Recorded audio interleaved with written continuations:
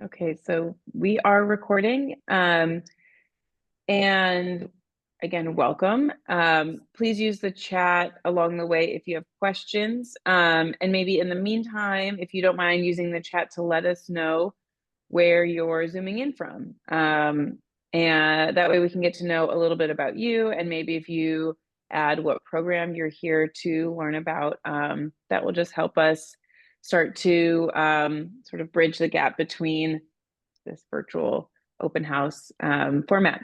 So please, again, use the chat. Let us know where you're zooming in from and what program you're interested in. We have two parts to our session today. We'll be in here for around 20 minutes, and then we will have breakout rooms by program.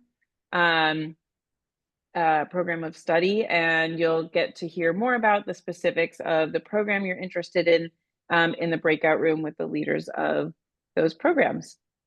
Okay, so let's begin the introduction to the School of Architecture, Planning, and Preservation in general. So today we'll talk about MAPP, MAPP plus D. So you will see the acronym MAPP all over the presentation and in different communications you get. That is an acronym for Maryland's School of Architecture, Planning, and Preservation, APP, Architecture, Planning, Preservation, and from there we get MAPP. So that's the first thing you need to know about us, is that sometimes we go by that acronym. We'll talk a little bit about awards, because we work inside the classroom, but we work really hard to get outside the walls of our building and out into the community, out into professional networks, out into student competitions, and into communities. And the awards aren't the kind of end destination. It's not why we do the work we do, but it is a way to demonstrate that we are committed, hardworking, and outstanding at the things we care about. So the awards are a way for us just to communicate and sort of capture some of the excellent work we do. We'll talk about ways you can get involved as a student in our school and on campus, and then a little bit of a reminder to apply. And after that, we'll go into our breakout rooms for the specific degree programs. So about us, these are images of some of the leadership team, and many of them are here today. We work together to make sure the student experience is holistic, interdisciplinary, and also balanced and meaningful. We represent all different disciplines, all different approaches, professional practices, research interests, and we come together on campus in our building, which is the image on the left. This is one of our many front doors to the building, and we are situated on the west end of campus. So we are part of the big University of Maryland College Park infrastructure, which you can see on the right.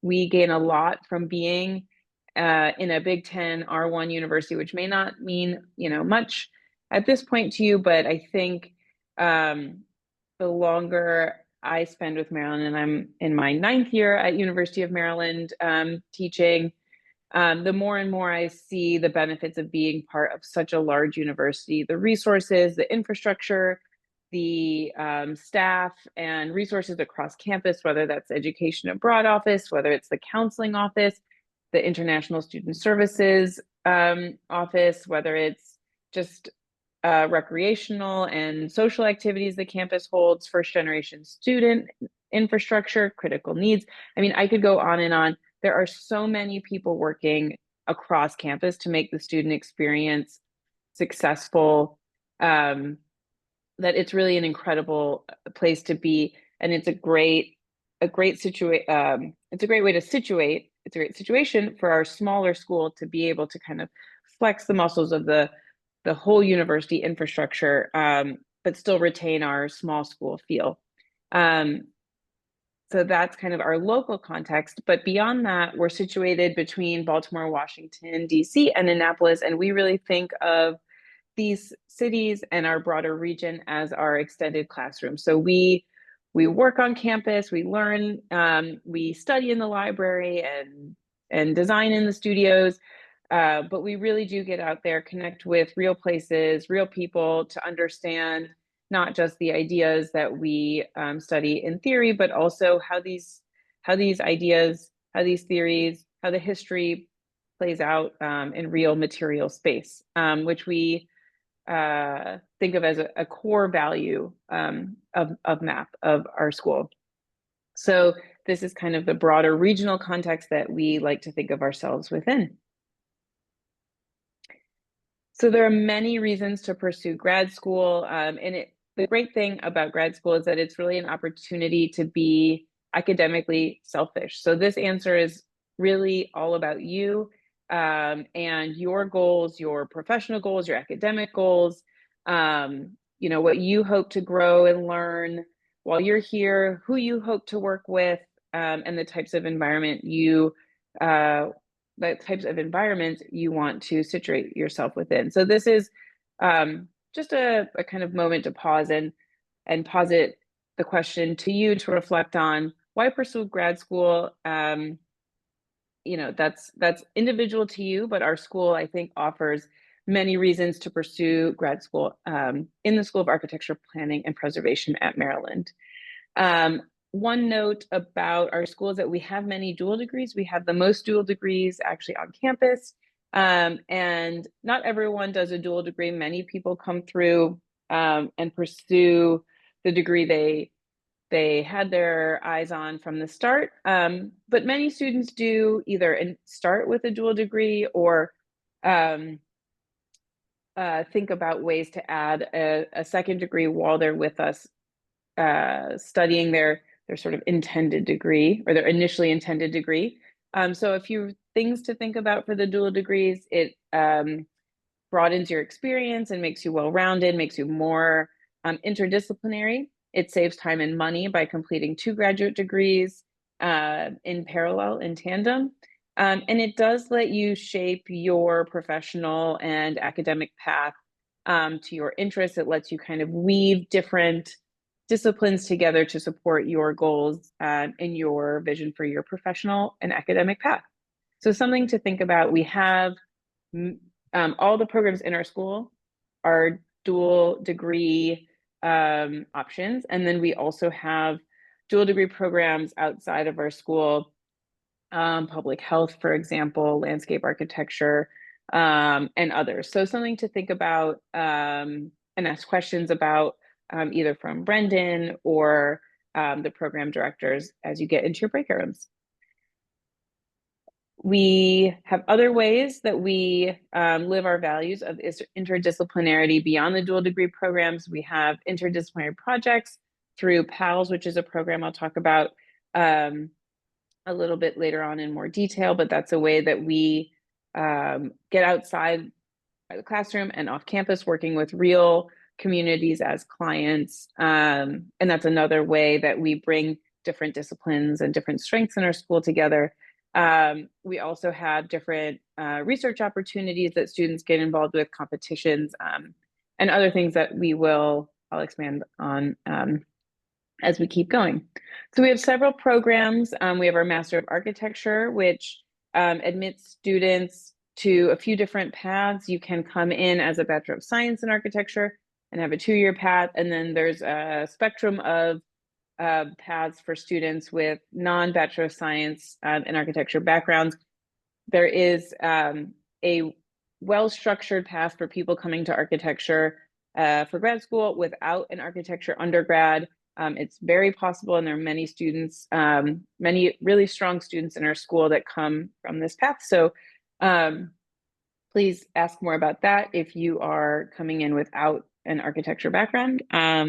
There's a home for you in the program, and in your breakout session, you can learn more about that. We have a 2-year Master of Community Planning program. This program focuses on urban spaces, urban development, and the ways that growth is managed, planned for, and executed. We have hands-on curriculum that focuses on community and community through internships, through other placement in state agencies. And there are many specializations within this degree, and they're listed on the slide. Just like I was saying in the architecture path for people without architecture backgrounds. Students come to the Master of Community Planning from many different arenas, which really strengthens the program, bringing lots of different professional and academic backgrounds into what are inherently diverse environments, cities where multiple perspectives really play out all the time. Another degree is the Master of Historic Preservation. This is a 2 years master's program about conservation and preservation of the past, but thinking about how we continue those stories and those places, the material legacy of the past into the future. There are, of course, social and ethnic and ethical issues at the core of preservation. And I imagine that's what makes it so rich, is that it really is about storytelling and preserving the past, but beyond that kind of simple statement, what does it mean to do that, for whom, by whom, etc. So this program offers many specializations, and again is open to people from different professional paths and degree paths prior to coming to grad school as well. So something to consider.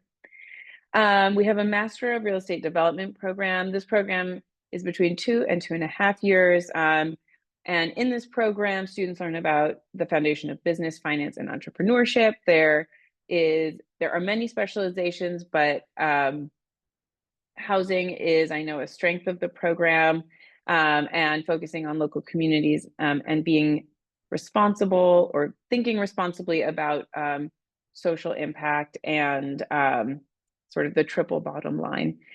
So that is another program available in our school, another master's program. And then lastly, we have our PhD in urban and regional planning and design. And if you are interested in this program, Hiro is going to be able to share more information about that in the breakout room. So I'm going to skim through at a very high level some of the awards, prizes, and recognitions that our students and faculty garner together. Again, we aren't exclusively focused on awards as a final sort of external validation, but instead they're just a way that we can communicate out to you the ways that we excel. I think we're really proud of our students and the students that collaborate with our faculty on competitions and coursework that get recognized, because we know the work is exceptional, the impact is exceptional, and we're proud that others see it that way too. So we have a history of participating in Solar Decathlon, which is a sustainable design competition. We've been very successful historically in projects like this that are about construction, materials, design, and sustainability. Another example of this is the Timber in the City Award, or the Timber in the City competition. Our students have historically placed very high as well. In 2019, we had a first place winner. This is a national competition that students from many, many schools applied to. I think there were 500 entrants in the year that the students from our school got first place. So this is no small feat. This is a project that focused on wood construction, as you can tell by the name, Timber in the City. And again, so classwork translating to national competitions and getting recognized. An annual competition is the ULI Hines competition. So this is a competition where students come together to propose development strategies, and it's comprehensive, interdisciplinary. So students come together from different programs in our school to work together. So this is an image from one of the teams, and you can see the names at the bottom represent planning, architecture, and real estate development. And we're really proud of the way that these students organize. It's very entrepreneurial. They work together. They are sort of a little development team, a little office. And by little, I mean because there are a few people, but by no means little with the amount of work and the professionalism of the work that comes out of it. So again, we have incredible track record with ULI Hines. Similarly, the HUD Innovation Affordable Housing Student Design and Planning Competition brings together a group of students from different schools around the country, from different programs. We consistently have great, successful teams, successful in their collaboration, successful in the quality of work they produce, and then also recognized in sort of high placing awards or just winning the competition. So it's HUD. Our student work also is often submitted to AIA Maryland Excellence in Design Awards and other regional AIA awards and professional affiliation awards. We've been recognized by the Maryland Department of Planning Sustainable Growth Awards. So these are for work that is related to conservation, community, and improves quality of life. So these are real sites, real places, not sort of speculative like some of the HUD and ULI Hines competitions. And we're really proud of this community-centric work. We have the NIOP Capital Challenge, which is about investment strategy and development, and our students, again, place highly here. So I feel like a broken record a little bit, but I think through even that just excerpting of awards, we can communicate to people who don't know us as well that our students are industrious, they are collaborative, they are curious, and they get out there and they are recognized as such. We're really proud of our hardworking student teams and our faculty that mentor them and coach them. And these are things that if you were a student, you too could jump on as even in your first year and get involved with. So other ways to get involved outside of competitions and sort of professional practice, professional and academic work. We have student groups. All our programs have student groups. We have affinity groups and affiliation groups, whether that's professionally oriented or otherwise. There's lots of ways to get involved. Earlier, I mentioned PALS, which is our Partnership for Action, Learning, and Sustainability. So this is really an amazing way that our school has this program. It's actually a campus-wide program housed within our school, but it's a way for communities and nonprofits and other sort of quote unquote clients that have a design project or a design opportunity to approach the school and get connected with faculty and students to address a real problem, often sustainability related, and put that plan kind of to work in front of real clients, real users. And it's something that, again, you could get involved with as a way to bridge classroom work out back into the real world. So we have our National Center for Smart Growth, which is housed inside our school. They do lots of important, meaningful research. You can see the map on the left here is the under construction purple line, which is a new rail line connecting many communities kind of around the arc of Washington, D.C. and around the communities, including College Park. Here, I don't know if you can see my mouse, but here's College Park.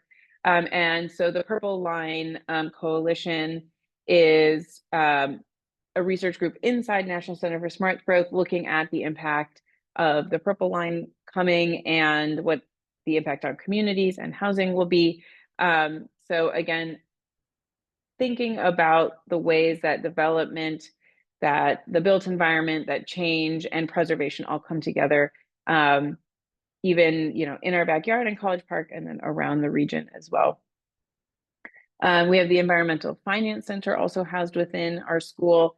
And this is an incredible organization that promotes sustainable activities, but through a finance lens. They work with communities to protect natural resources, strengthen capacity, find and develop financing methods, and ultimately catalyze action. So another way to get involved as a research assistant, as a research student, through coursework and through other ways with EFC.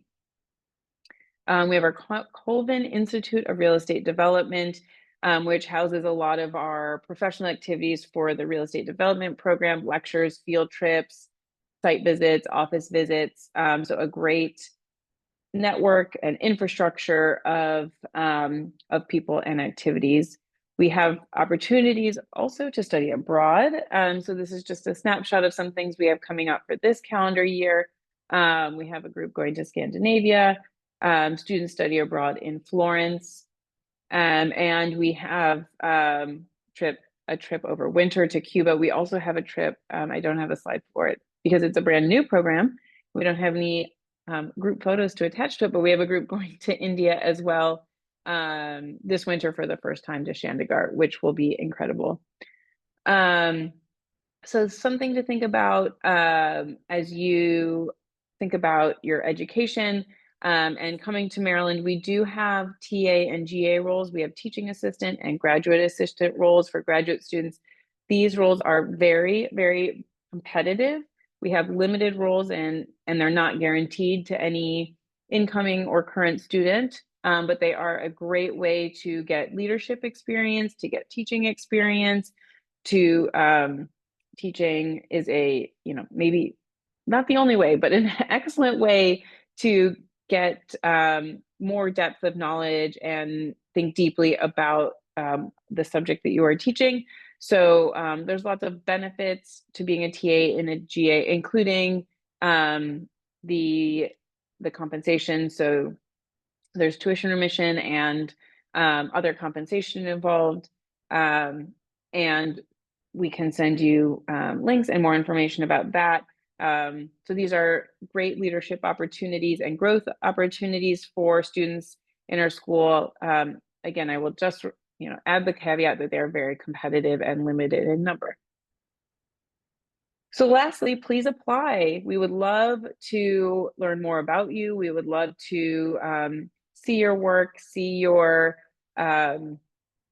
see your answers to the kind of admission questions about why you are a great candidate, and we would love to learn more about you through your application. So please do apply. We are excited already for fall 2026. It feels far away, but it always is right around the corner. So to apply, you go to gradschool.umd.edu. You complete the online application, identify your recommendation writers, submit your transcripts. Most of our programs do not require the GRE. Just one of our dual degree, two of our dual degree programs. Pay the application fee, and that's the process. So I think with that, I'll pause and maybe I'll check the chat for any like immediate questions, but I think I don't see any. No questions in there. Okay. Just a lot of wonderful introductions from all of the people who are here today. So thank you all for introducing yourselves. Great. Well, thank you guys for being here. 53, and I can't imagine we're more than like 7 to 10 MAPP leadership team people. So this is a great showing. We're really happy to have you. I'll stay here for a minute or so if you have questions for me, but I think we can open the breakout rooms and have you guys start to trickle in to talk to the directors of the academic programs. All right, everybody, and thank you so much, Lindsay. Thank you for clarifying everything right there.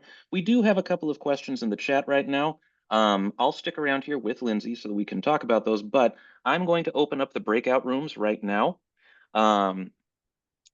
You can choose whichever room you would like to go into. So please keep in mind, if you want to start in one room and then go over to another one a little bit later, you can do that. You can hop back and forth, or you can come back out here to the main session if you would like to as well. So I'm going to open the rooms right now, and we're going to stop the recording. If you do want to ask any questions of Lindsay or myself, go ahead and stay in the main room. Otherwise, let's get going to those breakout rooms. Here we go. If you have any issues getting into a breakout room, please let me know in the chat or unmute and tell me, and I'll be happy to assign you to a room.